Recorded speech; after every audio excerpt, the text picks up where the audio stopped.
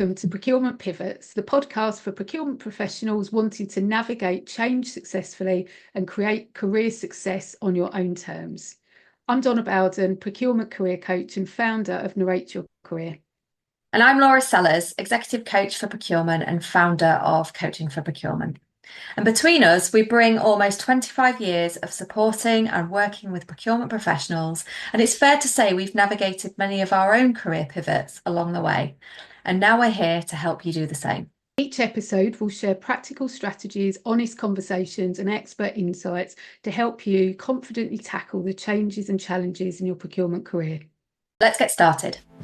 Hi, everybody, and welcome to the latest episode of the Procurement Pivots podcast. And today we're bringing you the third in our series about how to set yourself up for success in 2026, where in the first two episodes, we've covered how to formulate a goal and then how to calibrate it so that your chances of achieving this goal are maximised.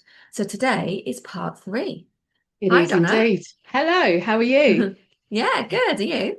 Yeah, not too bad, thank you. Pleased to be back here.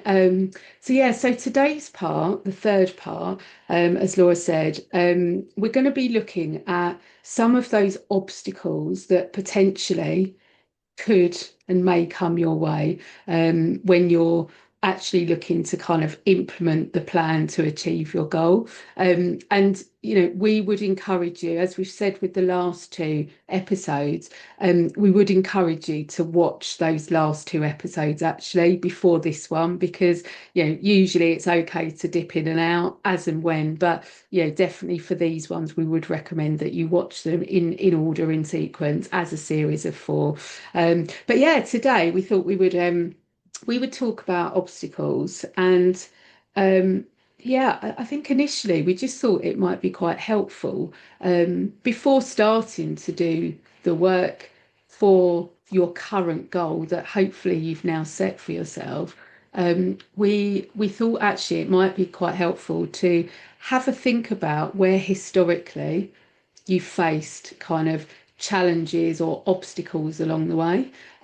So do you want to kind of share a little bit more, Laura, just about what we were kind of thinking, just in terms of maybe kind of some of the historic ways that individuals have approached kind of overcoming obstacles? Yeah, that's a great question to pose, because the thing is, when we tend to look at obstacles, we just think of them in general ones to everything a lot of the time. And what we're trying to do here is make it relevant to the particular goal. And we're also trying to break it down in a way. And I mentioned break it down a lot when I watch these back, but it's so important that we pull it apart really and just see, well, what's the obstacle to this particular goal? Yeah. What is going to get in my way, because we can have things in the back of our mind that feel like a general obstacle to everything, but when we do put it into context and make it relevant to the goal, we then are able to start formulating a plan or a tactic or a strategy to overcome that if it comes up. Yeah.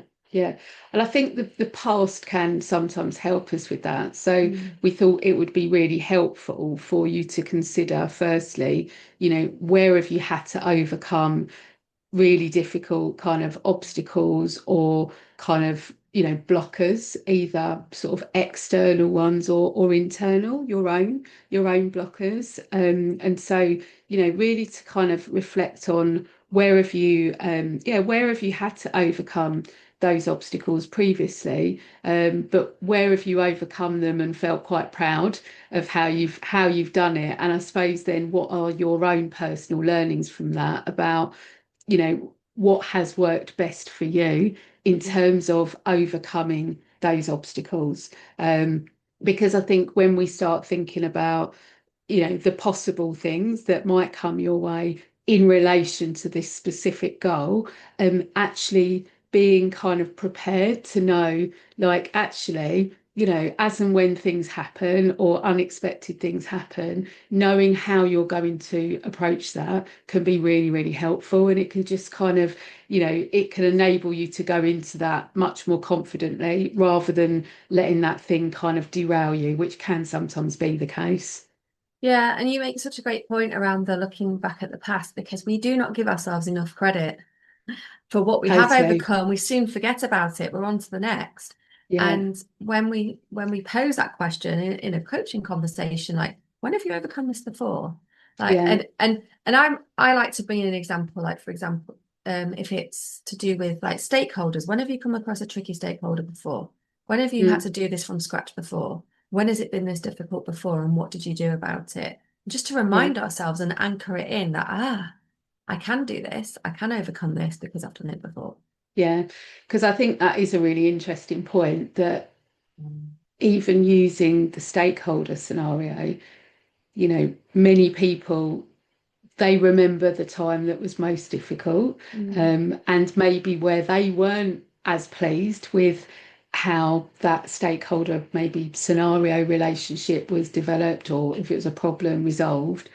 But actually, often people then they don't recognize, for that one time where they weren't as pleased with how it went, mm, they're not necessarily looking at the 6, 7, 8, 9 times where actually it did go quite well. And mm, I think naturally, like our mind will often, it will focus on the challenges, focus on the problems, focus on the difficult times, and just totally then forget like all of those kind of times where actually it did go well. And so, I think no recognizing that as well, I think can be so powerful, can't it? Like, actually, like, fine, there was this one time it didn't go quite as I wanted, but look at all those times where it did. So, statistically, probability wise, there is much more chance that it is going to go well again, as it has most of the mm. time historically. Yeah, and we are naturally wired to look for the problems, right? It's such Totally. a natural human reaction. And like you said, the chances of the big problem actually coming up can Yeah. sometimes be quite minimal, or it doesn't show up in the way that we feared it to be, because fear will Mm, speak very loudly to us. yeah. And I also like, just to pull on what you said earlier, and I guess this is another question to reflect on, is when you're saying, is it a mindset thing? Is it an external obstacle? Is it something that we're putting in our own way? Because again, so natural to put our own obstacles in our way when it comes to our mindset. So there's the considering the what is it, the who, the is it me? What is it about my own mindset that is getting in my way?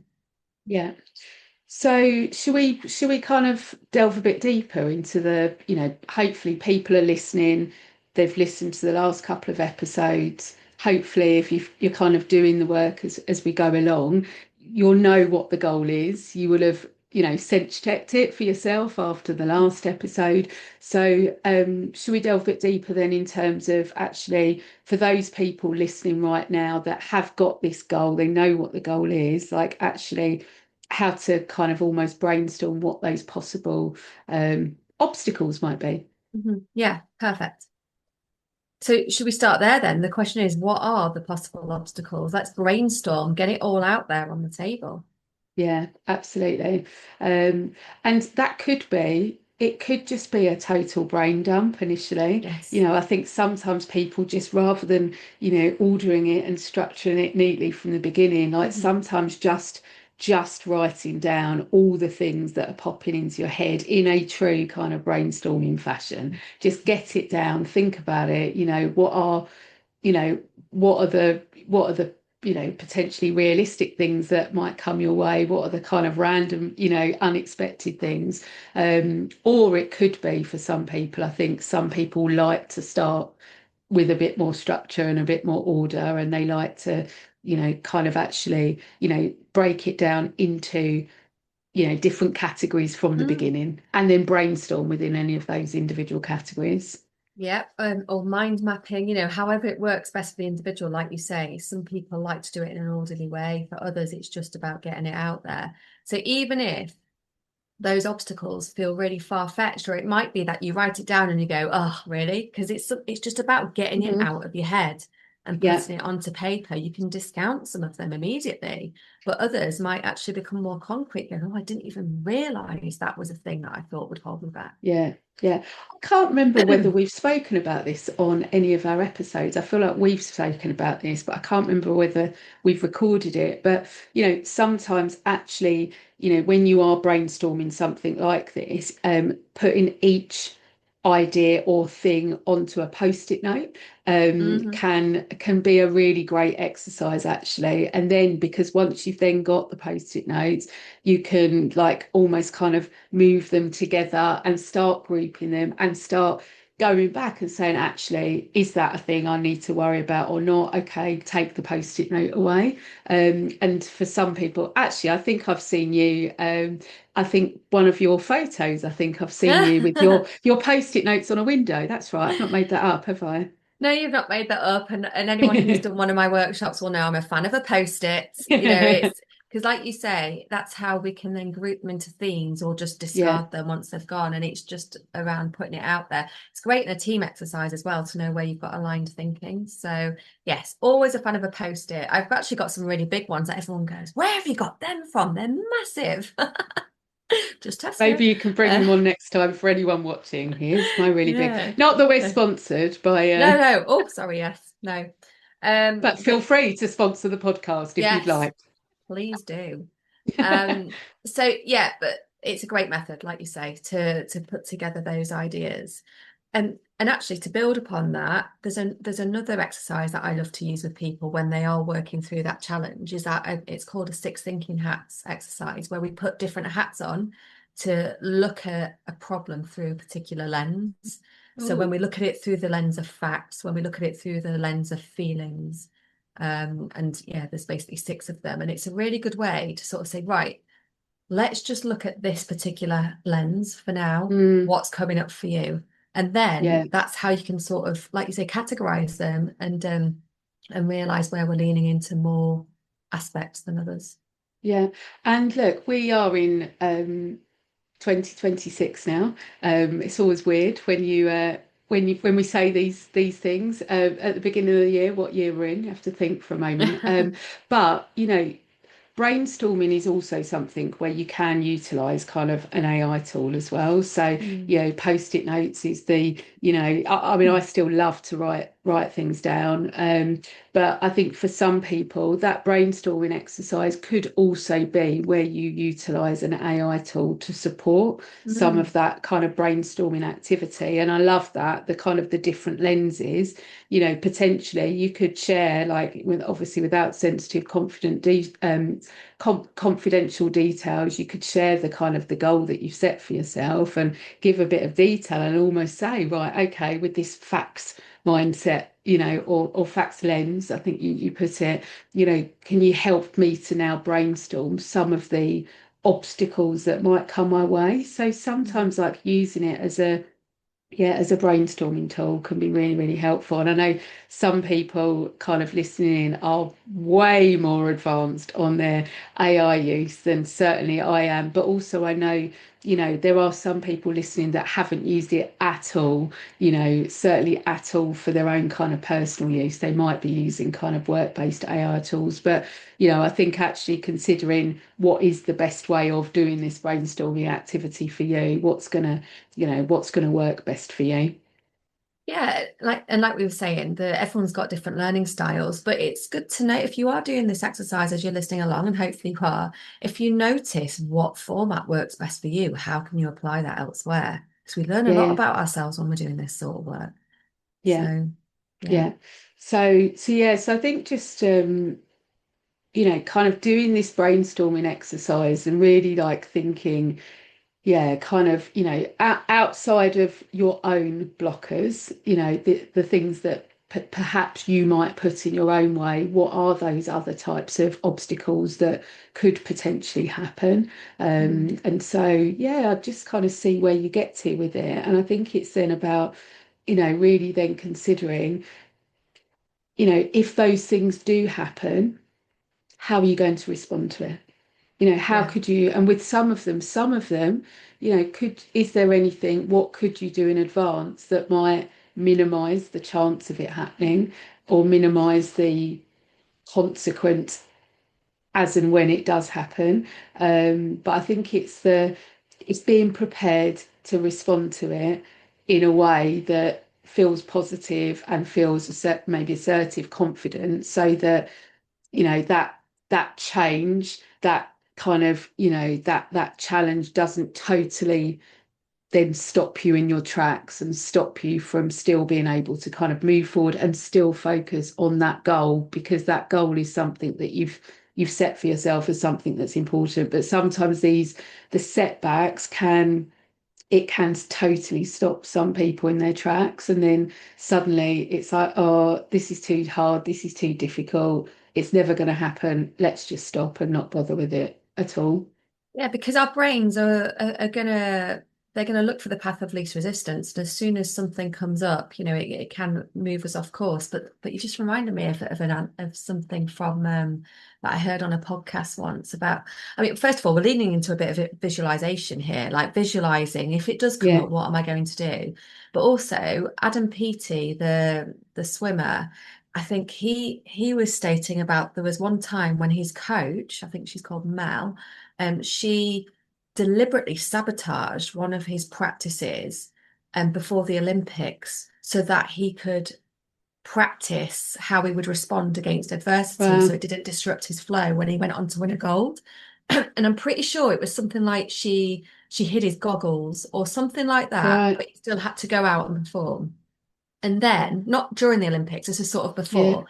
And then I think there's something that happened where once he turned up to whichever Olympics event it was, wherever it was, his luggage didn't appear. And he was able to sort of react in a non-self-destructive way because his brain was used to dealing Mm. with whatever comes up. So I might have got some of that wrong. 'Cause I've literally just pulled that example out of Yeah. my head when we were talking about it. But there was something around being prepared for when it all hits the fan Yeah. and not letting it disrupt you from your goals. So I'm Yeah. pretty sure I would have heard that on the High Performance podcast. If you go back and look at an episode with Adam Peaty or his coach, there's one with her as well. I'm pretty sure she's called Mel Marshall, maybe.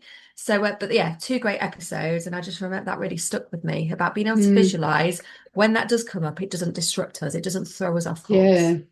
Yeah, I think that future visualization, like actually thinking about, if this happens, how will I feel? How will I respond? How am I gonna, yeah, choose to react to it? I think can just make such a big difference, Mm. such a massive difference. But I think, another thing that we talk about a lot on here, and we talk about a lot with our clients, but um, actually building in, so you've got this goal, you've sense checked it's the right one, like actually building in a mechanism, a system for being able to regularly review how well is it going? Are you on track? What's going really well? Well done, me. Pat on the back. Recognize that progress, but also recognize where there have been challenges and how did you handle it? How could you have handled it differently? What are you taking forward to the next challenge that pops up? And, actually Mm. having that kind of that system for assessing and tweaking and amending if need be, and learning is just really, really important. So it's very rare that someone sets this goal for themselves, doesn't review it at all. Like, if you're not reviewing it as you go along, the chances of you actually achieving that thing are reduced significantly. Mm. But your chances of achieving it, and maybe even overachieving it, are going to be significantly enhanced if you are creating that space to actually review. And I use the word creating because, again, we say this all the time. We know, most of you listening, like, look, it's amazing that you've created the time to join us on this podcast. Like, none of you have got lots of excess free hours in your day, your week, your month. And so actually, part of the kind of setting the goal should and could be, actually, how am I going to create the space then to review the progress? How regularly? For some people that might be weekly, some it might be monthly. It depends on the goal, how frequently you need to kind of review it. But just make sure that you are kind of giving yourself that space, because that's where the learning is going to come from and the growth is going to come from. Yeah, it's like that pace and momentum, isn't it? That James Clear atomic habits, that the differences are Mm, made in the 1%, in the 1% tweaks that you're making. And yeah. if we tie this back to obstacles, that's when we talk about breaking it down, because you will have days when your 100% feels different to what it does on another day. And Yeah. so if you're going through a tough week, you've got a lot going on, you're feeling overwhelmed, it's so easy to go, oh, it's too hard, I won't bother trying. Yeah. So the reason why it's important to set up this mechanism, like you say, is to dedicate that, right, okay, I'm going to make progress. It's all part of the journey. Which part am I going to aim for this week, or which part am I going Yeah. to celebrate this week? Yeah, yeah. And enjoy that's the thing.